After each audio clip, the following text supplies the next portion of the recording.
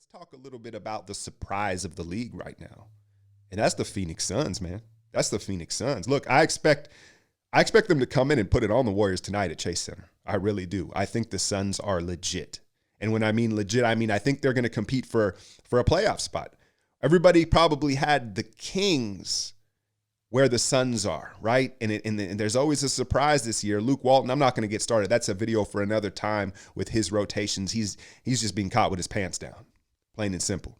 But the Suns, let's address Devin Booker first, man, because Devin Booker is one of the more polarizing young players in this league. There's people that really feel like he can be an elite tier 1 guy, and then there's got people that think that, you know, he's just been a player putting up numbers on a very bad team, right? And it's usually always something in between. But right now, it looks like Devin Booker's flipped the switch. Devin Booker's flipped the switch mentally. And I think that he came to the realization that the only way for him to fulfill his potential, the only way for him to be considered an elite player is win. It's that simple, kid. And, you know, he's still young, so it took time to mature. And I think it took quite a bit of losing probably to realize that. And now he looks like a complete player, man. He's playing defense. His playmaking is way better than what I ever thought it would be. But it's the defensive end. It was that game against the Kings. Buddy Hield went off in the first half, and Booker used all his energy in that second half to break his rhythm and shut Buddy Hield down, and they won, and his numbers maybe suffered. I think he only had like 18, 19 points, right? But he's understanding how to be a complete player. And then if you're a Suns fan, you got to be excited because it's not just the want of playing defense and playing a complete game. He's showing the physical gifts and ability to do it at a top level, right? He's a better athlete, I think, than we've given him credit for, and he's got good size. So to me right now, it looks like Devin Booker, yeah, he's going to reach that potential. Those that thought like he absolutely can be a tier 1 guy, that's what it's looking like. Again, small sample size. But we also have to credit James Jones. He caught some flack last year with his kind of shenanigan dealings with Tyson Chandler and LeBron, his boy. He owed him a favor. Well, it looked bad. Like it looked bad optically.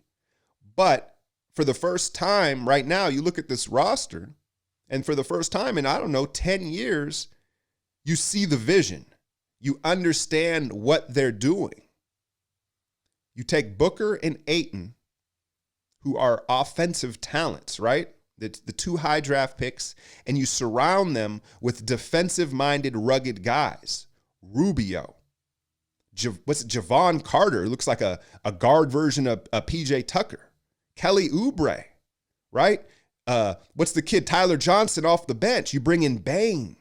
So there's all these physical, rough, tough guys that are defensive-minded, and you surround them by the 2 top-tier offensive talents. Now, I won't say top-tier, but guys that potentially can be elite offensive guys and can carry you offensively, right? And then you sprinkle in the stretch bigs. Bane, I know he shoots the 3. I wouldn't call him a stretch big. You got Kaminsky, Dario Sarge, and then the kid they drafted out of Carolina. I don't know about that pick, right? But you see the vision. You see the concept of how the team is being constructed. And if you're a Suns fan, that's got to be super encouraging because there hasn't been a vision for this roster in a long time. It's just been a mess.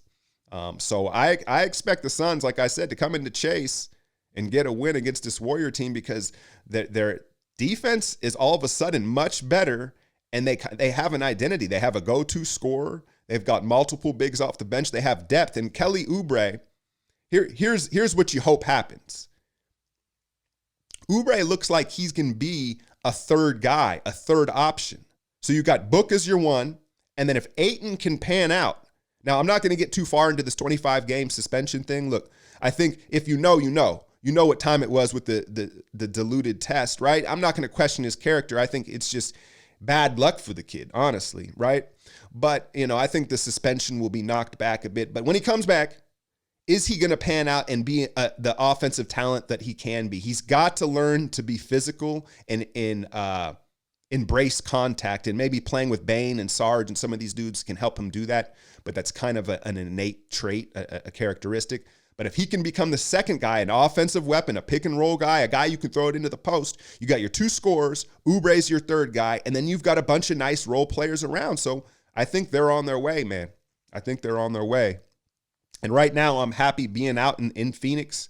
I'm happy for the Valley out here, at least right now. You know, y'all get too good, I might get salty, right? But right now, it's fun to see the Suns competitive again, right? I've been winning so long, it's like Alchemy.